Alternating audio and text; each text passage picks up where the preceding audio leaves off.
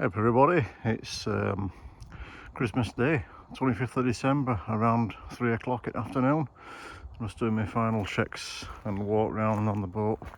Everything's all ready to go. We're straps on. I had these made here, look.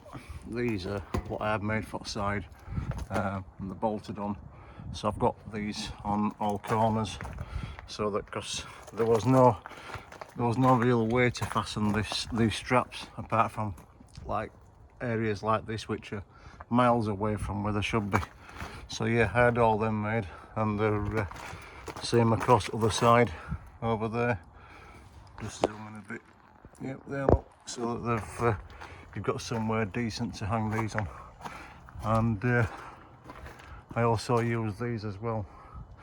I'll go down here and just show you.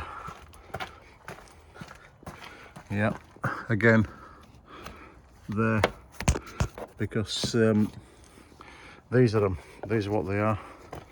They open at each end and these straps go through.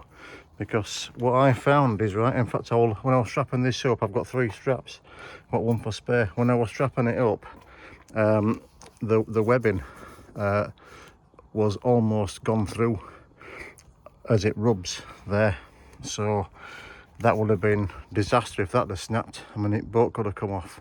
So I've put them on here, which protects the gunnel boards as well. And again, you know, they go over the front end here. So, and then this is just fastened up as this, but I've got them all round. Again, I've got these fantastic strapping points. I've got them there, and again, look, this side there. So these are basically sacrificial, so you know the strap will move between, and I've got it there as well. So yeah, that's what they are. Right, so because that's all done, I've bagged up the engine. In fact, I've got a bag on it altogether, to be fair, plus I've bagged up the prop. I'll move that out and I'll extend the light board when I'm ready. I've got too much nose weight on this, and I can't get onto any slipways and stuff because they're all shut. And then I asked somebody if they could crane it up and lift it back, and it was going to be £200 just to crane it back 6 inches. So I mean, Discovery will take 350 on each on a fixed tow bar. So I mean, I'm nowhere near that light, but I'm going to whip it up to Windermere, and then I'm going to run it into water, and I'm going to move this trailer back. It needs to go back about 6 inches, so I can just check my nose weight. I need roughly about 100 kilos on nose. Never mind these naysayers saying 10% of your weight and all that shit. I'm telling you now, it's a load of crap, is that, and don't flipping say any otherwise, to be fair, because I've spoke to the guy that actually built this trailer, and he says that you need about 100 kilos on nose, and he says if you go any more than that, he said the trailer can start to bend and it can cause all kinds of trouble. So yeah, 120 on nose. That has come straight from the horse's mouth.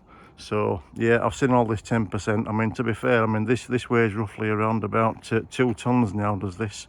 So 2 metric tons, so a couple of thousand kilos. So 10% of that is 200 on nose, and to be fair, that is just way too much. It's 200 kilos on nose. I mean, if you're towing it with a with a detachable tow bar, then 150 is about maximum you can have on that.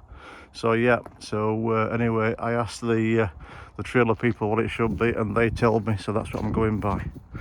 Right, so I'm going to go on top now. I'm going to show you something else now. I'm going to show you this wipers and stuff like that. Right, okay, this is front top.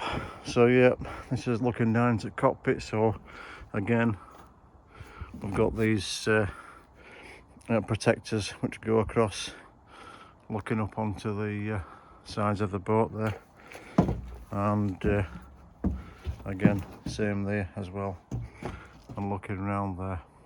So right, we'll go forward now onto the bow. Okay, right, this is the bow. So I've basically got this strap, and I've again put a couple there as well.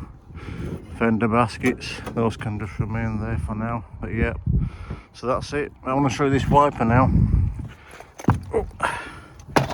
Right,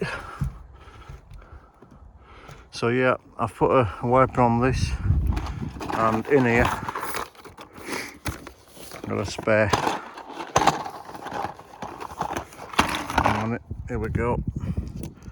This is a Bosch one. I think it's a Bosch one anyway. I think that's what I bought. Can't remember now. It's not stamped anyway. But anyway, this is a standard wiper. Right, so this basically fits this wiper blade. But guess what? When you pull your hook through and you clip it on there, then what you do then is you rotate it. Once you've pulled it on, you rotate it round. These, look, can you see them? There's two little lugs stuck out there, a couple of locking pins. Them they basically lock into your wiper, into the side, and because you can't get this up in air, you can't get it on. So the only thing you can do is go right underneath and take the whole wiper blade off, which is ridiculous. So I've sourced these, and in fact I'll just take it off now. So yeah, I can unclip that there. 1 minute. There we go. So basically, so I can now, with one hand, unclip that wiper. What? It's a standard fastening there, look. So yeah. So basically, what it is, right? This is a universal. So you can get them to fit all kinds of wiper fittings. But yeah, this now, so the hook goes round that fitting in there, and you just close that and it locks it on. So if I can do it with one hand, right, push it on there like that, so then pull it back like that, clip it on, and that wiper is perfect. And it's it's just over, oh no, it's 30, yeah, it's 13 inches long, because the last one was 16. So when it sweeps there, it were over here. It will wiping mullions. So it were there, and it were wiping that. It just looked ridiculous.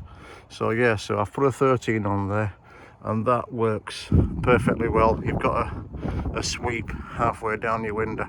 So yeah, that's what they are, and they call this,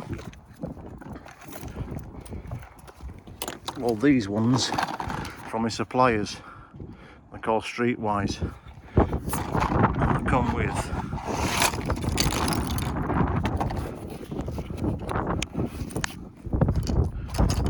all these fittings here, so you can use it for many different wiper situations. So yeah, so that makes it a lot easier there. So yeah, I've come here now to basically whip these batteries off. We're all strapped down, all good to go. The weather's pretty good, although it's freezing.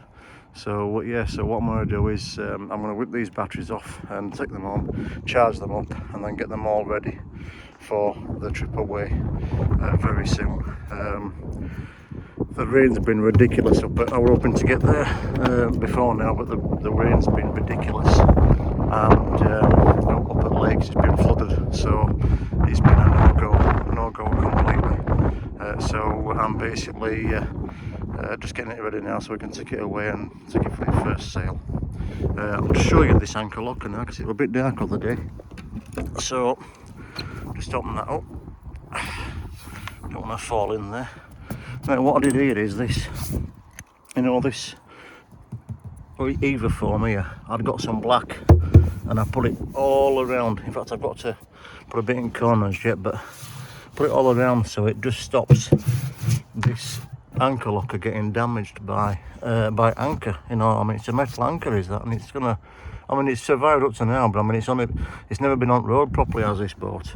It's always been used just to launch at coast. So when it's on road and you're rumbling about and straight to potholes and stuff these days and all the rest of it, if you go down a couple of them and that anchor's banging around in there, it's going to smash sides, I'm sure it is.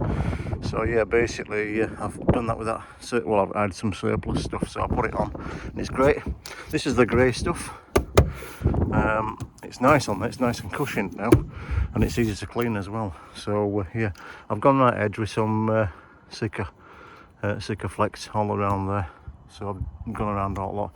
I've not done these because they've just stuck really well, but I've done this because it's going to take the hit is that from when you're bombing along and wind deflects off this and rain, it's going to hit that and it might go under and lift it, whereas these are a little bit more protected, excuse me, a bit more protected from these sides.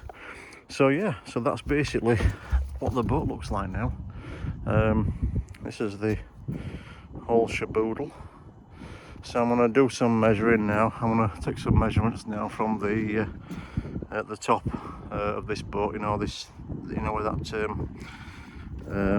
these metal frames are here. I'm gonna get my tape measure down and measure that down to the floor, see what it is, so I can mark it up, you know, for when I'm underway on road. I don't want to be going underneath any bridges and stuff and things like that, which are super low. I mean, there was one and it caught me out.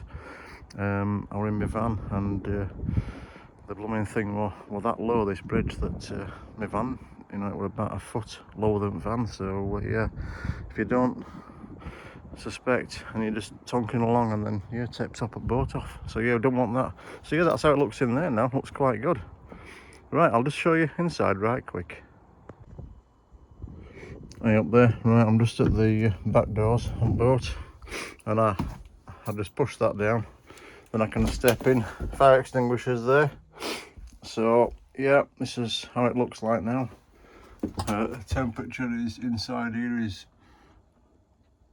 about 8 degrees. It's freezing. Yeah, I've put the seating for the cockpit up front here, and that's how it looks down there now. And so yeah, this is ready to go now. I've fueled it up. It's got a full tank of fuel in. The water's all ready, that's all full, so it just leaves me now to just crack on and take this boat away now. So that's how it looks from inside here. Don't look too bad now, does it? It's quite nice. Still got radar arch to finish and that, but hunky dory. Yeah, first aid kit up there, and I got some tablecloths here with spring clips to protect the table. So yeah, got them as well, but I'll be showing you all that when I go on this next trip. I'm going to be testing absolutely everything out on here. You know, everything, you know, the water, the galley, you know, everything. I'll be showcasing it all. So yeah, I'll the next time I see you, I'll be on my way up to Windermere, and well, the weather's not too bad today, although it's super cold. You know, it's not raining, it's nice and dry. So yeah, all good. So that's it, everything's all ready in cockpit down there. Lazarette, sorry. They say, oh, I'll tell you something else as well.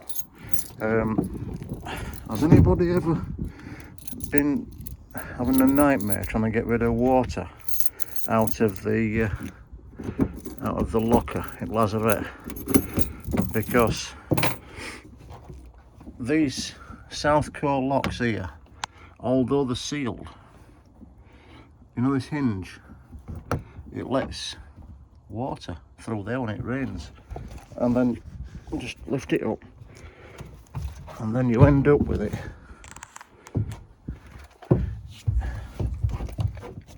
underneath here and down in cockpit.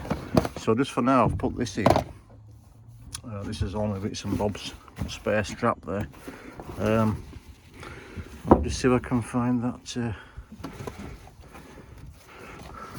1 minute.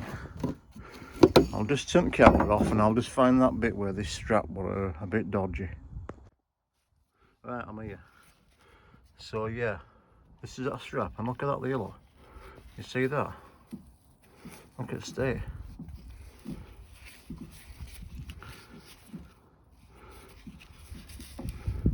Another trip on this and that would have worn through, and then I'd have had no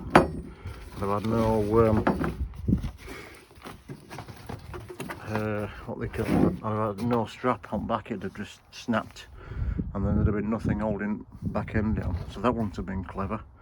Yeah, in here we've got everything in here now.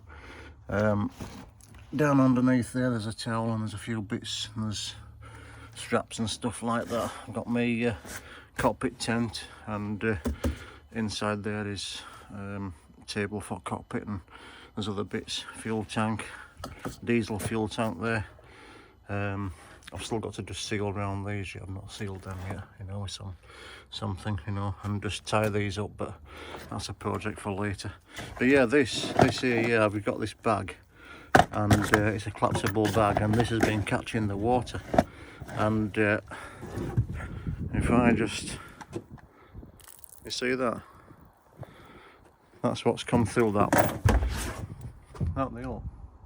That Southco lock, it's come through there. So what I've done is I've spoke to Southco, and they do a plastic called a dust cover, and so you fix it on onto that lock all integrally, and then you close that cover, and it completely makes it waterproof to IP65. So then you'll have a nice dry locker at the back of here. So yeah, because that's what I wanted. I don't want this to be wet through in here, and I've got gear in. So yeah, but that's for diesel heater. Everything's in there, all nice and warm, and that keep me nice and warm when I go up on lakes. So yeah, that's it. I'm going to close this up now, and the next video will be when we're underway and up to lakes. I don't know what it's going to be yet. I don't know. I mean, it's Christmas. I mean, my wife's working up at hospital, so she's working all through Christmas. But I'm hoping to get away just on my own, so I can just test all the everything out of the boat and stuff like that, and just see if everything's it's all good, you know, for when we go away. All right. Anyway, I hope that will have some use, this video. So yeah, don't forget that nose weight. I mean, I'm not going to try to tell, you know, teach your grandma how to suck eggs and all the rest of it, but I mean, I tow a caravan, and there should be around about 80 to 100 kilos. I mean, that applies mostly 80 to if you've got a family size car sort of thing. I mean, it can't cope with excessive nose weights, can that? I mean, the Land Rovers and stuff can, to be fair, so it wouldn't be a problem if I did tow it like that, but I want to get the right nose weight, you know what I mean? So yeah, I spoke to John Nicholson, and he said to me, he says, no, you need about 100 kilos. He says 100 to 120 on nose, and he said that'll be a perfect balance. So yeah, so I need to just move this back. I'm taking my auxiliary engine as well, because that is the bracket for it there. I made a new pad for that, to be fair, because it was a bit raggy. So I'm going to put my 6-os engine on that, and then when I get on lake, I'm going to kill the main one, and I'm going to put that on and put the tiller arm on, the extended tiller arm, and I'm going to see how it pushes the boat along as well. So I'll be putting that on a video. So yeah, sorry for rambling on again. We're all about ready to go. So yeah, get these batteries charged up. They're just in that battery box down there, so I'll get them charged up, and then we'll get ready to roll it away and go and test it out. And then in New Year, then I'm going to be on with the radar arch and stuff like that, and complete everything else on outside. So right, we'll see you all soon. Take care, have a fantastic Christmas. Eat, drink and be merry, that's what I say. You know, it's Christmas time, you know, and that's what we should do in this country, you know. So yeah, enjoy yourselves, everybody, and have a good one. We'll see you on the next one.